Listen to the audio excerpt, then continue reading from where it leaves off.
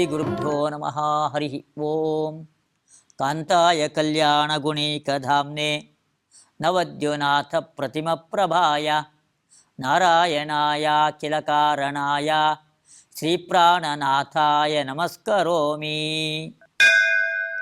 ತೇನ ಸಂಪ್ರಾರ್ಥಿತಂ ವ್ಯಾತಂ ರೋಪ್ಯಪೀಠಮಿಮಂ ಪುನಃ ಕೃತ್ಸ್ನಜ್ಞಂ ಕೃಪಯಾ ಸ್ವೇಷು ಸಂಪ್ರಾಪ್ತಂ ಮೇನಿರೇ ಪ್ರಜಾಃ. ಅನಿರುದ್ಧ ತೀರ್ಥರು ವಿಷ್ಣು ತೀರ್ಥರಲ್ಲಿ ಶಿಷ್ಯರಾಗಿ ತಾವು ಬಂದರು ಎಂಬುದಾಗಿ ಒಳ್ಳೆಯ ತರ್ಕ ಪಂಡಿತ ಅಂತ ಹಿಂದೆ ಅವ್ರನ್ನ ಪ್ರಶಂಸೆ ಮಾಡಿದರು. ನ್ಯಾಯಶಾಸ್ತ್ರದಲ್ಲಿ ಆಳವಾದ ಪಾಂಡಿತ್ಯವನ್ನು ಗಳಿಸಿರ್ತಕ್ಕಂಥವರು, ಅತೀಂದ್ರಿಯವಾದ ಶಕ್ತಿಯನ್ನು ಪಡೆದಿದ್ದವರು. ಅವರು ವಿಷ್ಣು ತೀರ್ಥರಲ್ಲಿ ಪ್ರಾರ್ಥನೆಯನ್ನು ಮಾಡಿಕೊಂಡ್ರು. ನೀವು ರೋಪ್ಯಪೀಠಮಿಮಂ ಪುನಃ, ಉಡುಪಿ ಕ್ಷೇತ್ರಕ್ಕೆ ನೀವು ದಯಮಾಡಿಸಬೇಕು ಎಂಬುದಾಗಿ ಅನಿರುದ್ಧ ತೀರ್ಥರು ವಿಷ್ಣು ತೀರ್ಥರನ್ನು ಪ್ರಾರ್ಥನೆ ಮಾಡಿದ್ದಾರೆ. ಶಿಷ್ಯನ ಪ್ರಾರ್ಥನೆಯ ಮೇರೆಗೆ ವಿಷ್ಣು ತೀರ್ಥರು ಉಡುಪಿ ಕ್ಷೇತ್ರಕ್ಕೆ ಬಂದಿದ್ದಾರೆ. ಆವಾಗ ಮಧ್ವಾಚಾರ್ಯರೇ ಬಂದಂತೆ ಆಯಿತು ಎಂಬುದಾಗಿ ಹಾಗಂತ ತಿಳಿದುಕೊಂಡ್ರಂತೆ. ಪ್ರಜಾಹ ಸ್ವೇಷು ಕೃಪಯಾ ಪುನಃ ಸಂಪ್ರಾಪ್ತಂ ಕೃತ್ಸ್ನಜ್ಞಂ ಮೇನಿರೇ. ಕೃಷ್ಣಜ್ಞ ಅಂದರೆ ಸರ್ವಜ್ಞ ಅಂತ ಅರ್ಥ. ಕೃಷ್ಣ ಅಂದರೆ ಎಲ್ಲ, ಸಮಗ್ರ, ಎಲ್ಲವನ್ನೂ ತಿಳಿದಿರೋರು ಅಂತ ಅರ್ಥ ಕೃಷ್ಣಜ್ಞರು.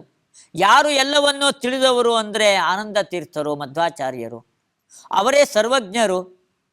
ಅಂದರೆ ಆಚಾರ್ಯರು ಇರಲಿಲ್ಲ ಉಡುಪಿ ಕ್ಷೇತ್ರದಲ್ಲಿ, ಅವರೆಲ್ಲೋ ಬದರಿ ಯಾತ್ರೆನೋ ಎಲ್ಲೋ ಹೋಗಿದ್ದಾರೆ.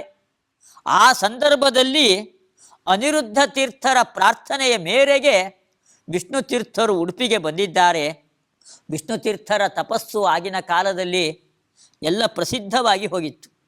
ಆ ವಿಷ್ಣು ತೀರ್ಥರು ಅವರು ಕುಮಾರ ಪರ್ವತ, ಹರಿಶ್ಚಂದ್ರ ಪರ್ವತ, ಸುಬ್ರಹ್ಮಣ್ಯ ಕ್ಷೇತ್ರದ ಹತ್ತಿರ ಇರ್ತಕ್ಕಂಥದ್ದು. ಅವರು ತುಂಬ ಅಪರೂಪಕ್ಕೆ ಯಾವಾಗಾದರೂ ಒಮ್ಮೆ ಉಡುಪಿಗೆ ಬರ್ತಾ ಇದ್ದರು.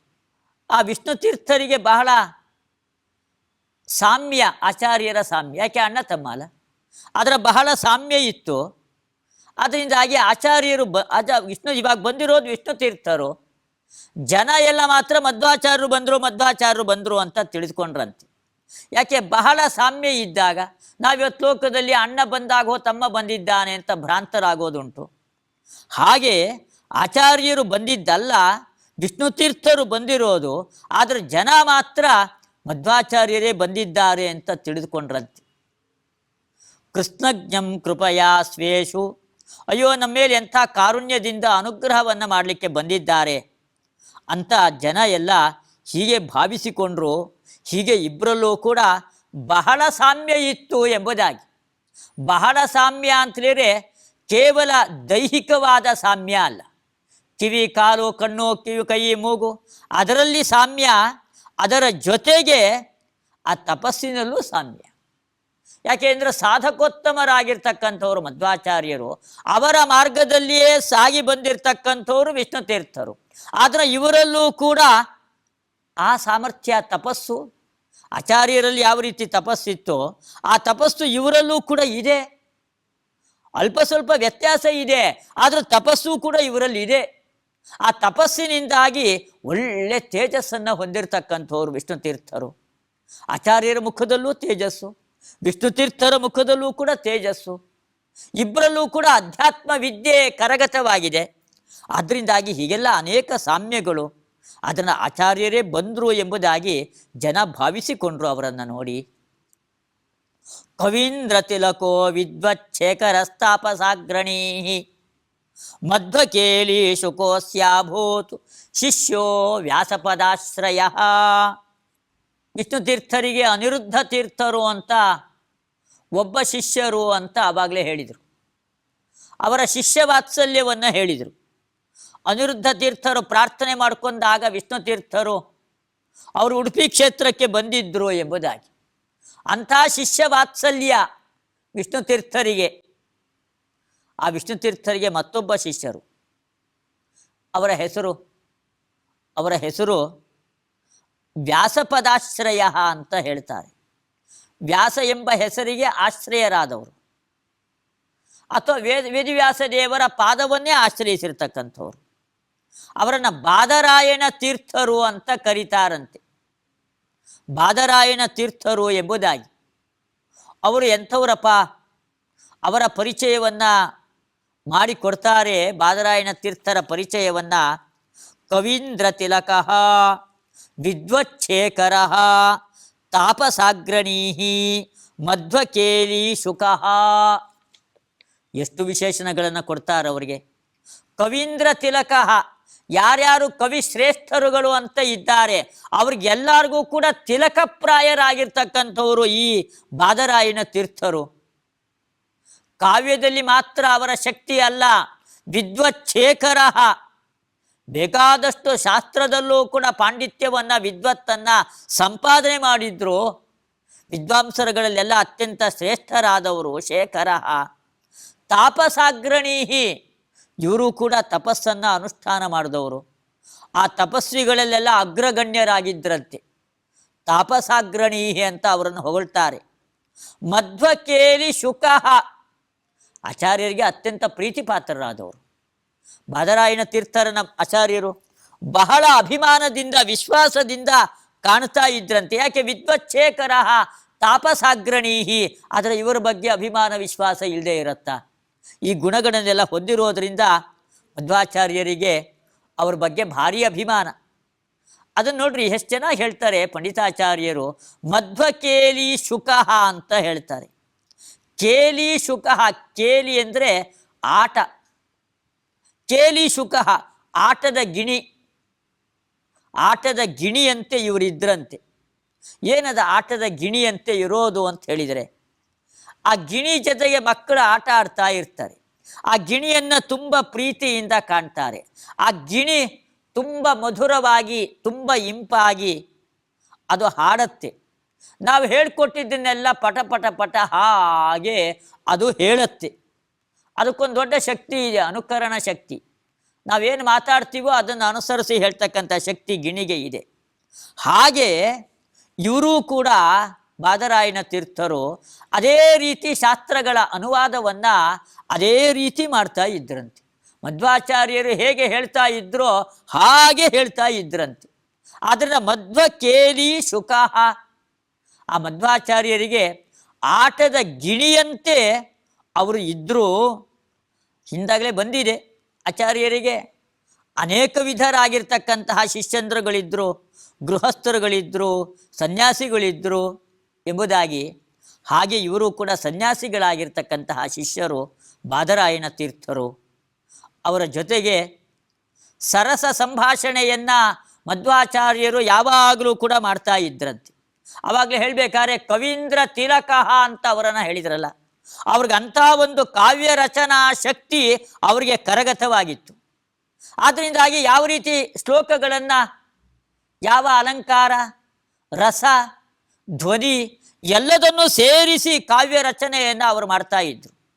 ಅದೇ ರೀತಿಯಾಗಿ ಕಾವ್ಯದ ಶೈಲಿಯಲ್ಲೇನೆ ಚೆನ್ನಾಗಿ ಮಾತನಾಡ್ತಾ ಇದ್ರು. ಈ ಎಲ್ಲ ಶಕ್ತಿ ಇತ್ತು. ಆದ್ದರಿಂದಾಗಿ ಆಚಾರ್ಯರ ಜೊತೆಗೆ ಅವ್ರಿಗೊಳ್ಳೆ ಉತ್ತಮವಾದ ಸಂಬಂಧ, ಬಾಂಧವ್ಯ ಅಂತನ್ನೋದಿತ್ತು.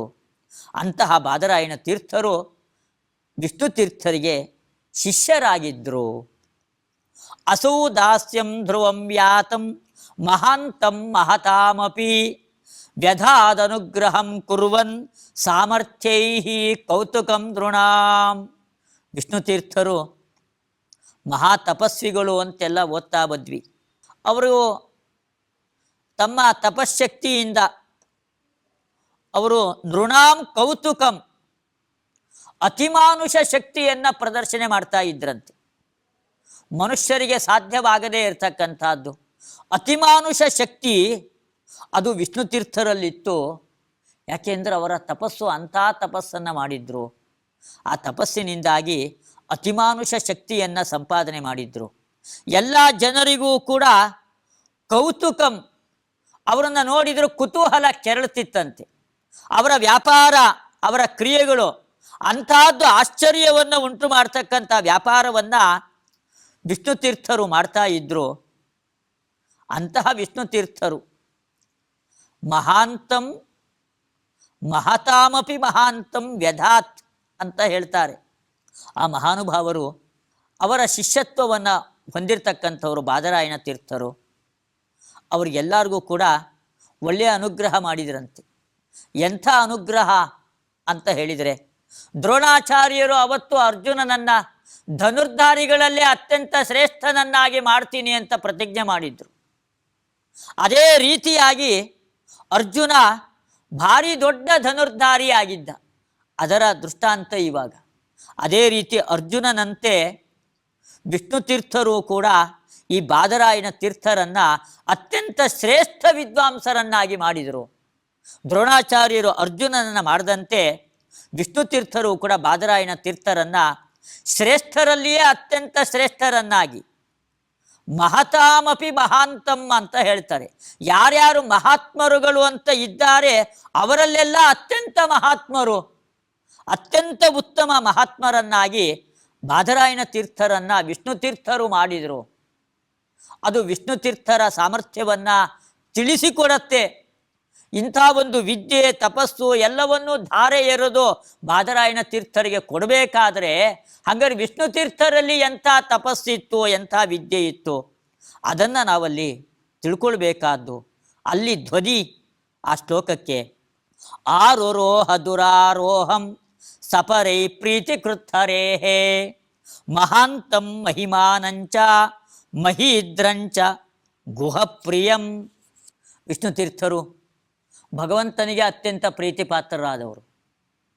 ಯಾಕೆ? ಪವನಾಂಶಾನುಜಃ ಅಂತ ಆಗಲೇ ಹೇಳಿದ್ರಲ್ಲ, ಮಧ್ವಾಚಾರ್ಯರ ಸಹೋದರರು ಅವರು.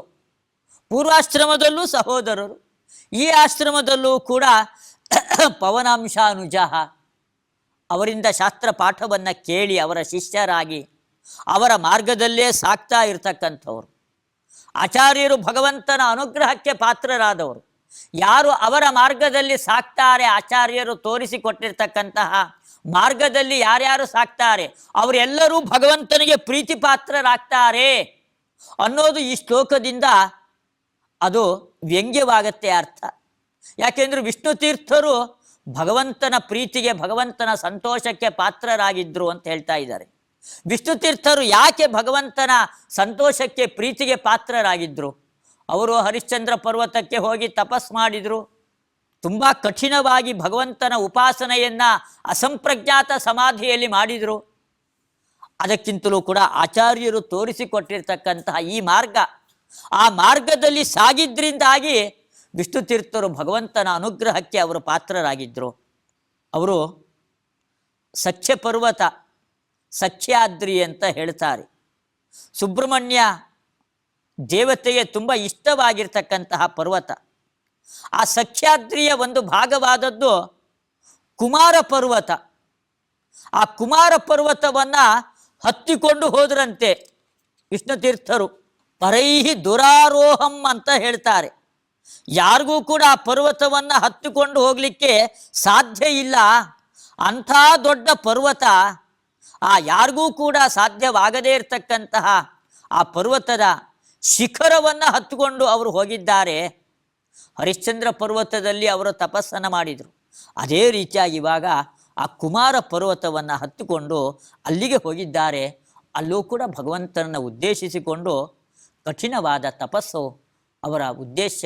ಅದಕ್ಕೋಸ್ಕರವಾಗಿಯೇ ಏಕಾಂತವಾದ ಸ್ಥಳ ಕುಮಾರ ಪರ್ವತವನ್ನು ಕುರಿತು ತೆರಳಿದರು.